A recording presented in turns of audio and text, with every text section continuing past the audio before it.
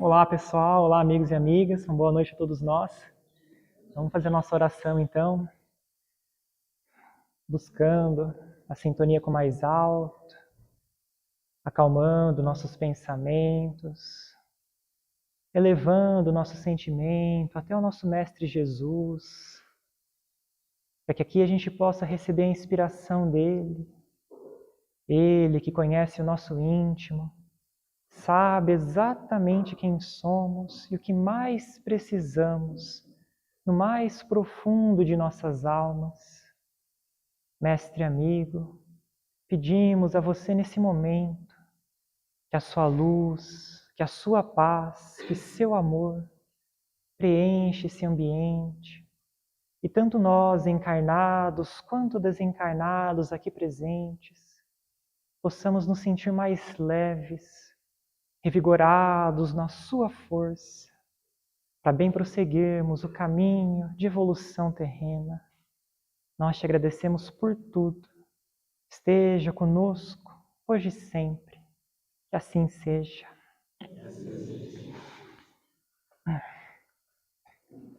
Bem, meus amigos, temos no Livro dos Espíritos um grande código divino, um grande inventário de múltiplos e múltiplos conhecimentos, ali bem profundos em cada uma das suas questões. E na palestra de hoje comentaremos sobre o argueiro e a trave. E para isso, a gente vai lá no primeiro capítulo da terceira parte do Livro dos Espíritos, para dar início a essas reflexões. Lá, Kardec, com o auxílio dos Espíritos Superiores, vem perguntando sobre a lei divina, a lei natural, aquela que expressa a verdade, que expressa o amor, aonde ela está presente, se ela já foi revelada alguma vez por seres que aqui encarnaram na Terra, e se teria algum ser em especial que revelou ela por inteiro. Quando Kardec pergunta qual que é o principal guia e modelo para todos nós, os Espíritos respondem: vede Jesus. E também nesse mesmo capítulo, quando ele inquire aos Espíritos onde está escrita a lei da consciência, a lei divina na consciência. E na pergunta 627, ele também faz mais uma questão para os Espíritos. Mas seria somente através de Jesus que foi revelado a lei divina? Ou teriam outros meios, teve outras pessoas? Os Espíritos respondem: na verdade, a lei divina, mesmo estando nas nossas consciências, elas estão presentes na própria natureza. Todo aquele que já meditou, perguntou-se a si mesmo, buscou se conhecer, algo já descobriu da lei divina. Porém, com Jesus, quando ele ele trouxe por meio de parábolas, trouxe por meio de muitos símbolos. E precisamos o quê? Adentrar nesses símbolos, decodificar esses códigos, para tentar entender o que ele estava falando, o que ele queria trazer para a gente. Porque se um espírito que já está completamente integrado com Deus, tudo que ele fala, tudo que ele faz, é a própria expressão divina. Temos ali uma síntese também no Cristo, da própria lei divina. Então, quanto mais buscamos conhecê-lo, quanto mais nos aproximamos dele, mais naturalmente a gente vai crescendo também para essa lei divina. E se pegarmos essa conhecida passagem do argueiro, que é cisco, um outro nome, e da trave, por vezes também traduzido como poste, temos também essa grande lição que fala muito mais do que um pedacinho de cisco no olho, uma grande trave, mas fala sobre a pureza de visão espiritual que cada um de nós devemos a cada dia buscar. Porque é contado lá em Mateus capítulo 7, versículos de 1 a 5, Jesus trata justamente sobre o julgamento. À medida que você julgar o outro, você também será julgado. À medida que você usar sua justiça, a mesma justiça vem para você. E ele fala da famosa frase: como você vê o cisco no olho do seu irmão e não vê a trave ainda presente no seu? Busque primeiro tirar a trave do seu olho, depois auxilie o seu irmão a tirar o cisco do olho dele. Será que ele estaria falando literalmente de cisco mesmo? Será que ele estaria falando de uma coisa, objeto físico?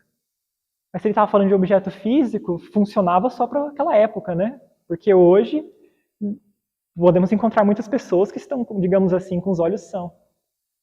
Porém, se a gente buscar abarcar, entrar pelos véus do Espírito e tentar entender com profundidade o que ele queria dizer, a gente vai descobrir realmente um pedaço dessa lei divina que vai nos ajudar a clarear a consciência e melhor viver. E como auxílio aqui, gostaria de trazer uma passagem para vocês, para todos nós, em verdade, que é de Emmanuel, no livro Pensamento e Vida. Emmanuel, nesse livro fantástico, numa grande síntese realmente do que é a nossa mente, o nosso pensamento, a relação conosco mesmo e com os outros, ele vem abordar nesse capítulo 8 sobre associação, ou seja, a nossa ligação um com os outros, entre encarnados e também desencarnados. Mas a associação muito mais do que a palavra, muito mais do que o contato direto. Associação constante de pensamento. E um certo trecho desse capítulo ele fala justamente sobre julgamento. E aí a gente vai começar a entender um pouco mais a profundidade dos ensinos do Mestre.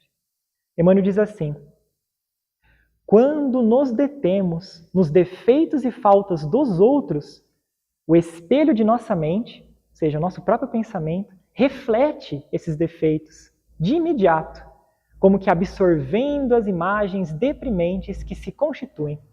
Olha que interessante, pessoal. Nosso pensamento, tudo aquilo que a gente busca focar, concentrar em algo, naturalmente nosso pensamento é alimentado por aquele algo. A gente não precisa ir muito longe para descobrir essa grande verdade. Pensemos conosco mesmo. Uma conversa que a gente fica ali por meia hora, 1 hora, falando sobre determinado assunto.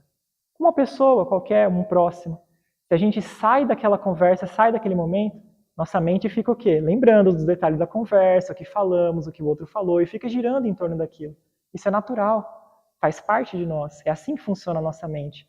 Quanto mais a gente foca em algo, mais esse algo cresce para nós. Então olha o que Emmanuel está falando aqui para nós. Quanto mais a gente busca focar no defeito do outro, mais esse defeito vai crescendo dentro de nós mesmos.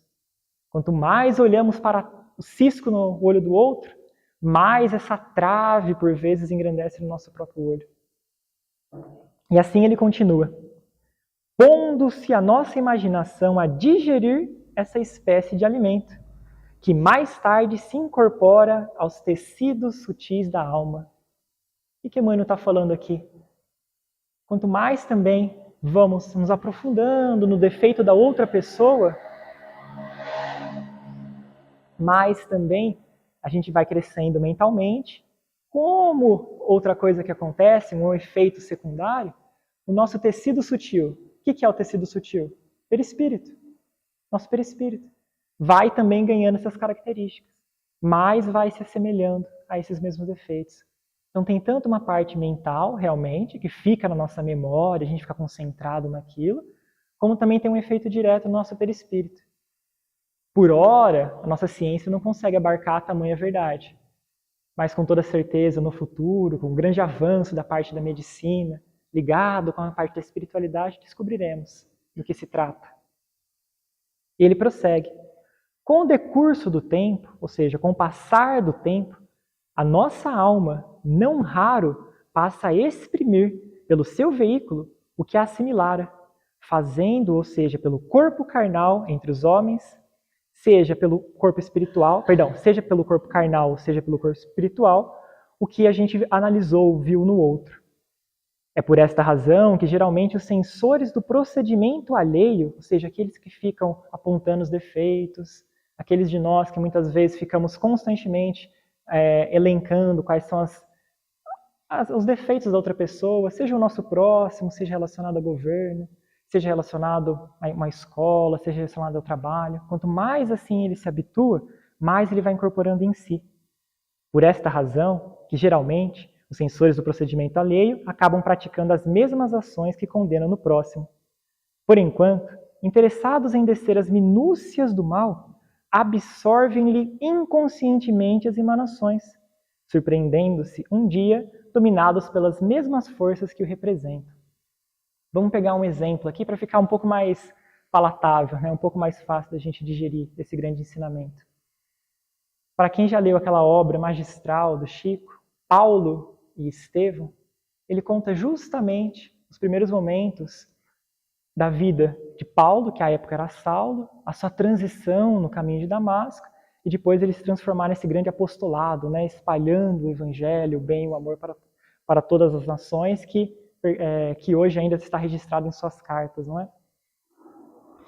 E Emmanuel nos fala que Paulo, à época de Saulo, era um grande doutor da lei, entendedor muito profundo dos ensinamentos dos judeus, da lei judaica, da lei de Moisés.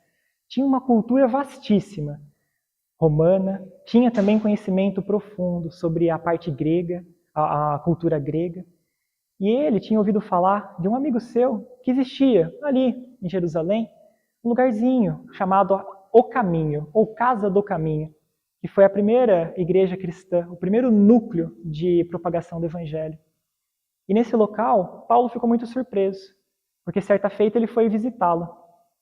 Ele, muito arraigado às leis mosaicas, em tudo quanto ele via ali naquele ambiente, as pessoas sendo tratadas, os enfermos andando para lá e para cá, os perturbados da mente e do corpo físico, requisitando ajuda e auxílio, em tudo isso ele via, mas ele ironizava, ele maldizia, ele apontava, porque não conseguia compreender uma tamanha simplicidade no contato com Deus.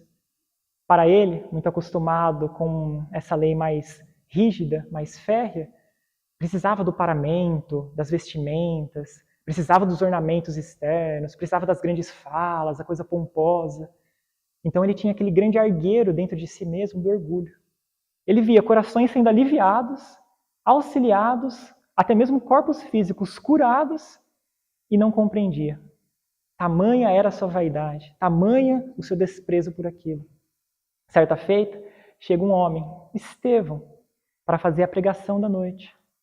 Estevão, um coração profundamente ligado com Jesus, um coração nobre, um coração gentil, honesto, que já havia realizado muitas curas físicas ali na Casa do Caminho, como também feito pregações profundas em torno do Mestre, do seu Evangelho, sem mesmo conhecê-lo, porque esse era o ano de 35, Jesus já tinha partido para o plano espiritual, ou seja, sem mesmo conhecê-lo, já mostrava um coração profundamente ligado com Jesus. Ele começa a pregação da noite, começa a falar sobre a lei mosaica, porém coloca em comparação da lei mosaica o grande Evangelho do Mestre. Coloca em comparação, ainda com tanta religiosidade presa ao materialismo, a simplicidade da religião ligada com a parte espiritual, com a fala doce, a fala suave, os ensinamentos profundos, muito, muito além das camadas mais superficiais, ainda da matéria, do ego. Paulo, em ouvindo essa comparação entre Jesus e Moisés, e alçando Jesus ao patamar realmente de Salvador do mundo, e Moisés, na proporção que lhe cabe, como aquele que trouxe sim certa parte da lei, certa parte da verdade, mas ainda um espírito inferior a Jesus, Saulo fica possesso, muito irritado, por não compreender tal atitude, não compreender como que alguém pode ser acima de Moisés. Se pensarmos em questão de argueiro e de cisco, temos na figura de Estevão já esses olhos muito mais lúcidos, esses olhos já muito mais límpidos, onde não é visto, não é encontrado ainda aqueles defeitos da alma que tanto nos liga ainda a parte da matéria. E Saulo, nesse momento, chama Estevão para um debate, uma arguição. Tenta vencê-lo naquele momento, argumentando que Moisés era maior do que Jesus, argumentando que esse Cristo era mero nazareno. Quem que era ele? Carpinteiro qualquer. E uma das mais belas respostas que Estevão tem nesse momento é dizendo: que bom que Jesus era carpinteiro, porque assim nós aqui, o mundo não fica sem morada, porque ele tem a capacidade de construir o nosso próprio, a nossa casa, né, a nossa parte doméstica. Mas naturalmente aqui ele fala de uma casa doméstica muito mais profunda, né? Aquela casa do coração, onde independente das tempestades externas, tem aquele equilíbrio interno. Tem aquela postura mais nobre diante da vida, tem a coragem para enfrentar todos os tipos de sofrimento, todos os tipos de dúvida. Paulo, extremamente orgulhoso à época, ele decide levar então a questão ao Sinédrio. Muito irritado com a postura de Estevão, muito irritado com aquela simplicidade do ambiente, ele leva a questão para o Sinédrio. Lá no Sinédrio ele consegue, com os muitos contatos que ele tem, com muitas influências que ele tem, ele consegue, digamos assim, um mandato de prisão para Estevão.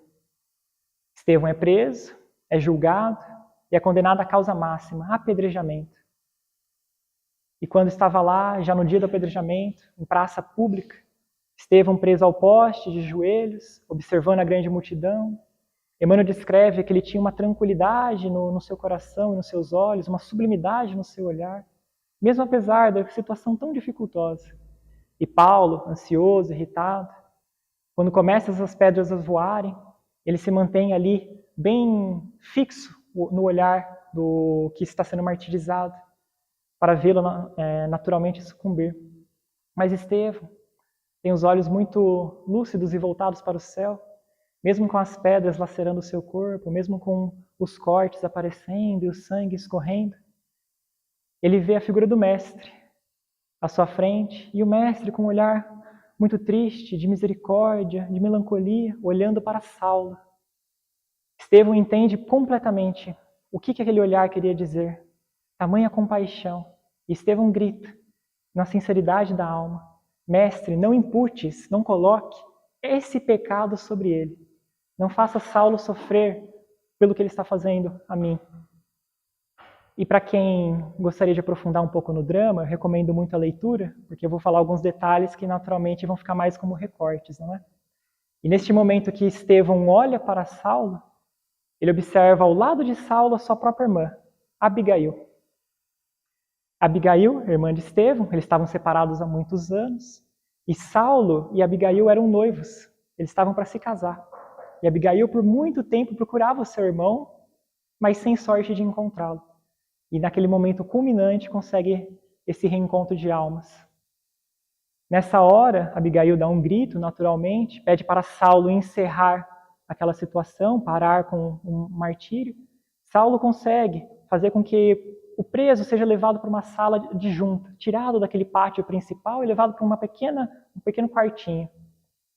E lá tem um dos momentos mais belos que a gente pode ver de uma história daquele Marte perdoando o seu algoz, daquele ser, daquele espírito que não mais possuía os ciscos nos seus olhos e conseguindo ver para além das camadas do espírito ainda endurecido, embrutecido. Eu vou ler o trecho aqui para a gente ver, só para a gente pegar um pouco mais a fundo esse momento. Aqui ó. Cristo os abençoe. Estevão estava no chão, sangrando, olhando para Abigail, olhando para Paulo, e diz, Cristo os abençoe. Não tenho no teu noivo um inimigo, tenho um irmão. Saulo deve ser bom e generoso.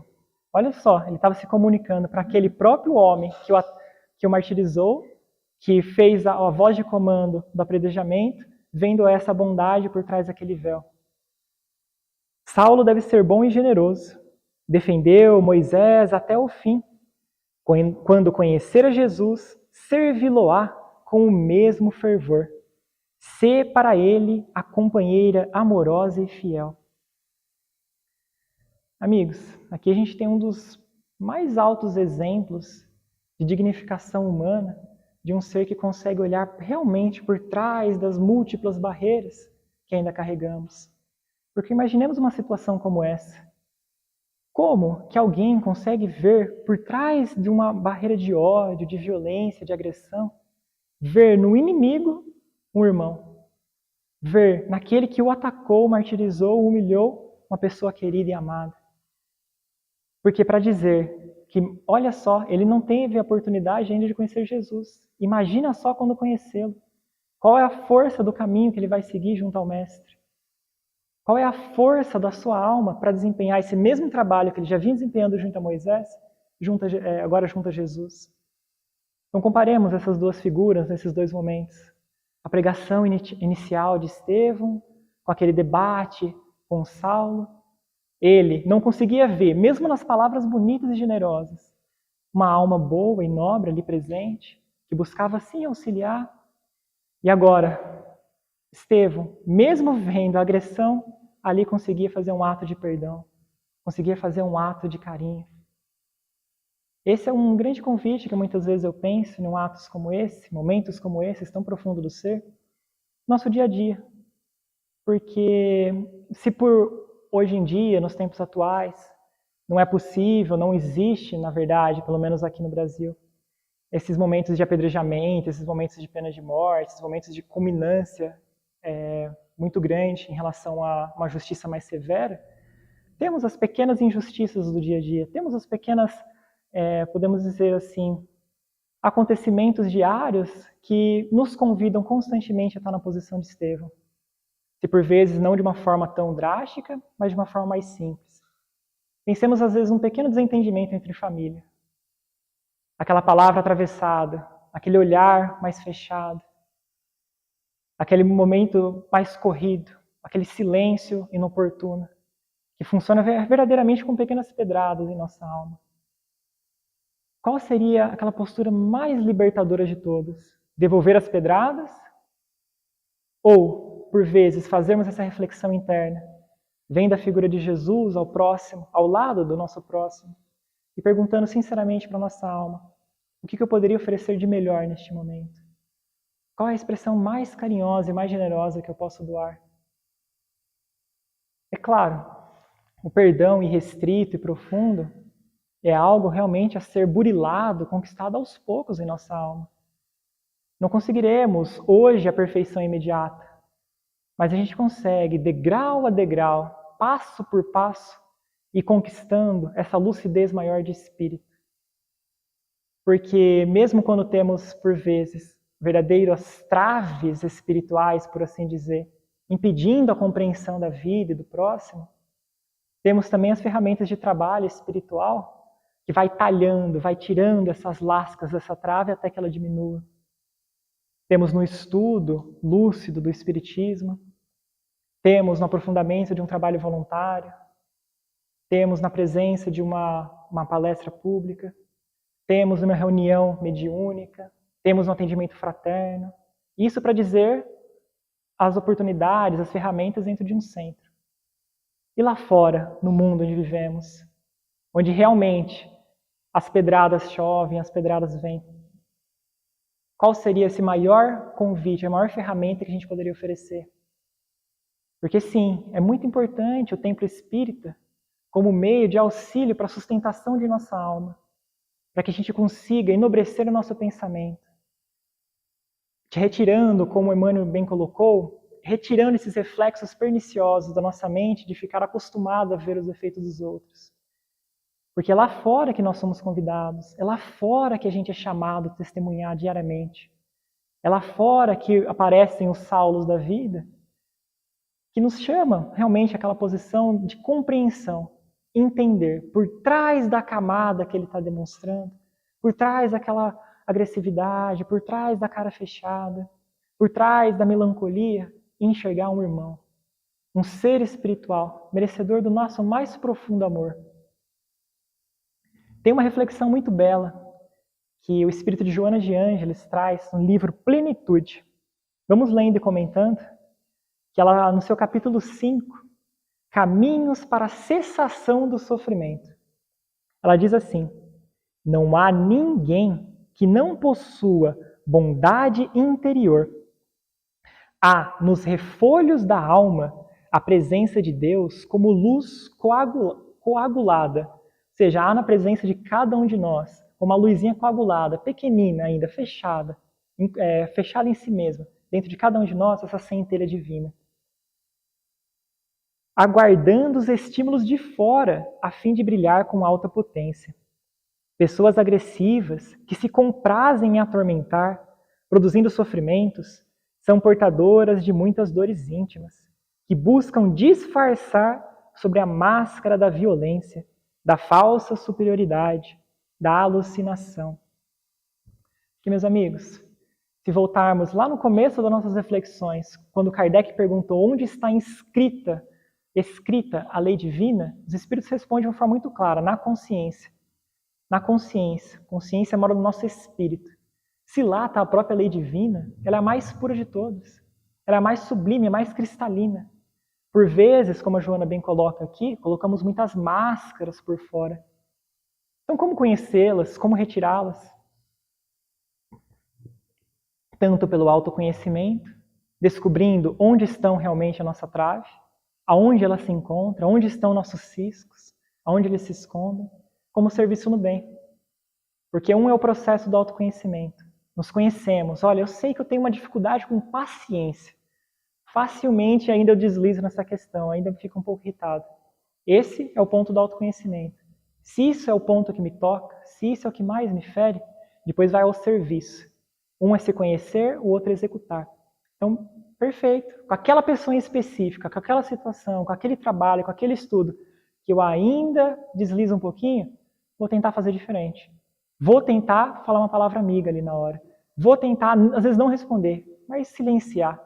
Esse é o processo. Esse é o processo de ir tirando, de todos nós irmos tirando as muitos dos objetos, né, muitos dos impedimentos que ainda possuímos na nossa visão espiritual. E ela continua.